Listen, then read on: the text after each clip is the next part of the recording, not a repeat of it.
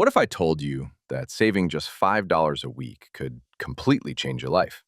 No side hustle, no crypto gamble, just one small decision repeated. Sounds boring, right?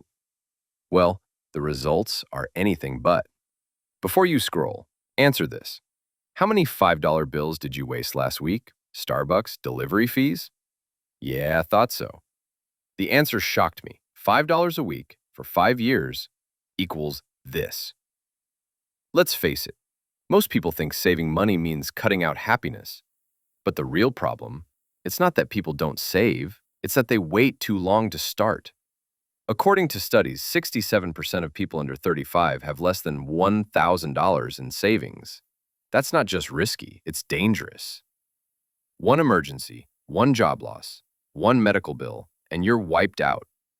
Now here's the magic of saving just $5 a week. That's $260 a year. Over 5 years, that's $1,300. But wait, we're just getting started. If you put that into a high-yield savings account or investment with a 7% return, it grows to nearly $1,600 plus. Do nothing.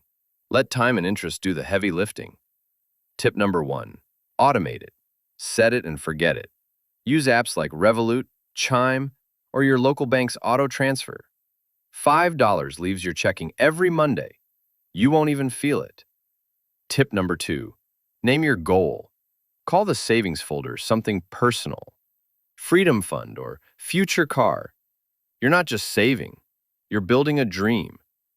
Tip number 3, parent with a money match habit. Every time you splurge on something dumb, like an overpriced iced matcha, match that amount into your savings. Guilt becomes growth. Bought another subscription you'll never use? That's not Spotify Premium, that's broke premium.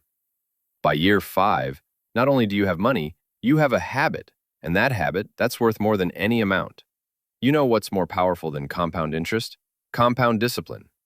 And that $5 a week, it's not about the amount.